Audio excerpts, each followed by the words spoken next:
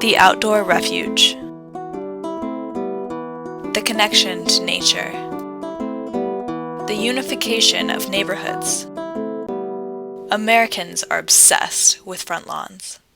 Grass covers 50,000 square miles of land in the United States, about the same size as the state of Louisiana. 80% of this grass is used on residential lawns. In fact, over 80% of all American homes have front lawns. Lawn care is seen as a civic responsibility and a way to unify the American landscape no matter where you live. Americans cherish and value lawns in their daily lives, from the recreation that comes with having a plot of grass right outside their doors, to the pride they feel from having a greener lawn than their neighbors. It's even been proven that chemicals released from freshly mown grass make people feel happy and relaxed. People will pay more money for access to a front lawn, and realtors say that having a nice lawn adds 11% to the value of a home. But how did American life become so entwined with the concept of the front lawn? The love of open spaces dates back to human evolution in Africa, where many humans survived on the savanna and could see threats from predators. Modern grassy plots originated as areas for feeding livestock. The first lawns were created by nobles and aristocrats in 17th and 18th century Europe and were used for decoration and pleasure. This made the lawn a symbol of class and status. After the American Revolution, the front lawn came to the United States to deck the homes of aristocrats. But lawns were not common until suburban housing developed. Frederick Law Olmsted could be said to be the inventor of the American lawn. He designed Riverside outside of Chicago, one of the first planned suburban communities in America. Houses were set 30 feet back from the road to leave space for front lawns to connect the front of houses. After World War II, the suburbs became more popular, and lawns became an icon of leisure and prosperity. But America's love affair with a front lawn is not as perfect as one might think. While seen by many as a connection to nature, lawns are far from natural and cause many environmental problems. Grass is expected to look green and lush everywhere at all times of the year. However, much of the country is not hospitable to turf grasses, and none of them are native species.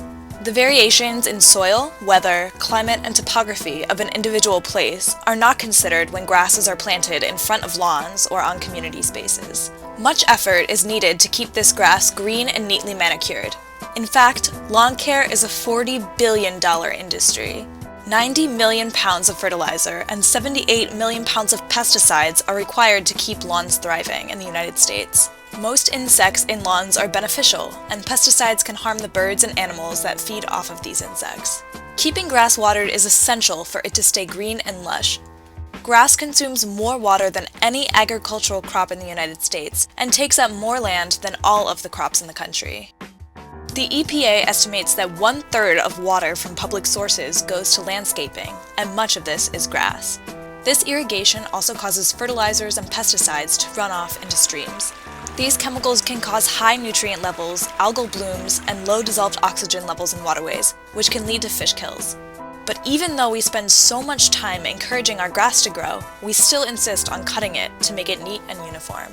Americans spend 3 billion hours every year using gas-powered gardening equipment to keep their lawns looking pristine.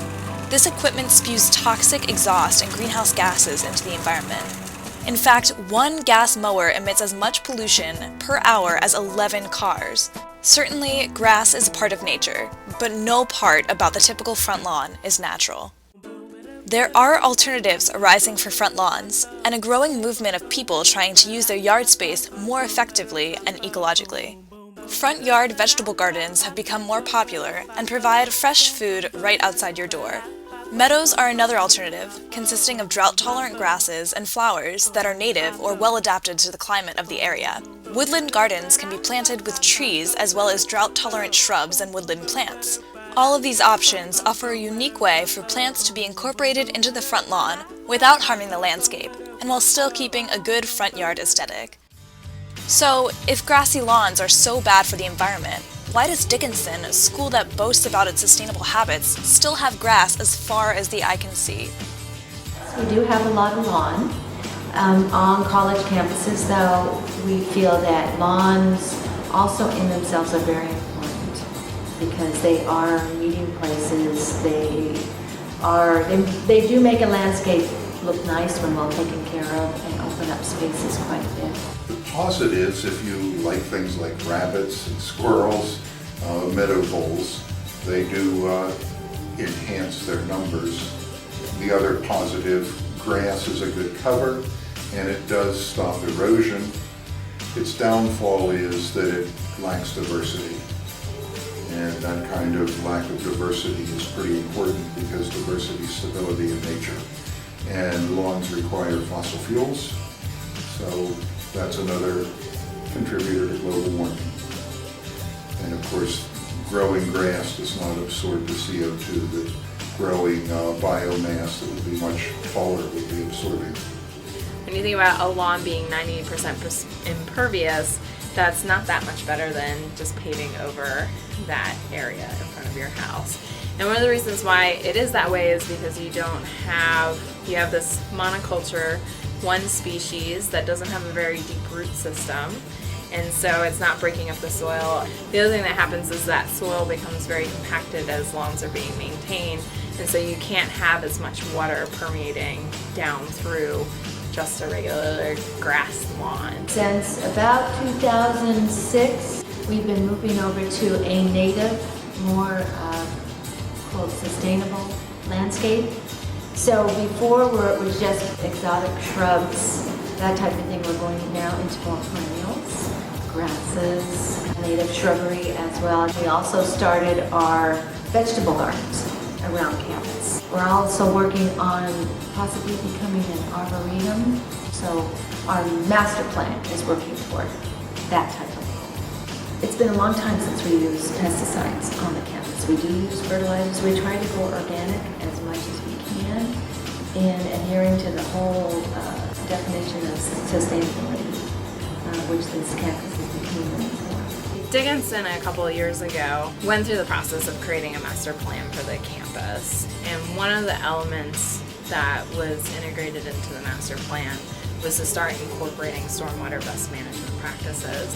So rain gardens and the ones that we've constructed on campus, in addition to offering those longer root systems, also offers the opportunity for water to hold in an area as opposed to just running off directly into the streets, into a storm drain and down into a stream. And if you look around campus at some of our areas, they've done a nice job with heath asters, goldenrod, and some of the other asters that bloom in the fall, provide a lot of food for insects and some other wildlife and good cover.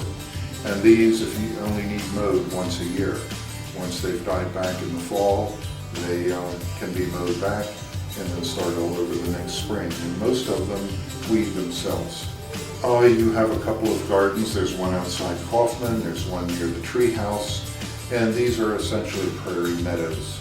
Their care is minimal, so there's not much demand on the maintenance people here, and certainly no one's mowing and using fossil fuel. They provide a lot of food for many kinds of insects. So I think the fact that Dickinson is conscious of the role that our lawns, the way that we manicure our campus look, and they're starting to understand what that impact is, and then with each new development project on campus, taking that as an opportunity to look at what we can do. I actually think it's a fairly good balance right now. In the places where we actually do need lawn, I think we have lawn there. There's lots of things that Dickinson could do, but I don't know if I have a more specific answer other than at least we're doing some things, and that's better than nothing.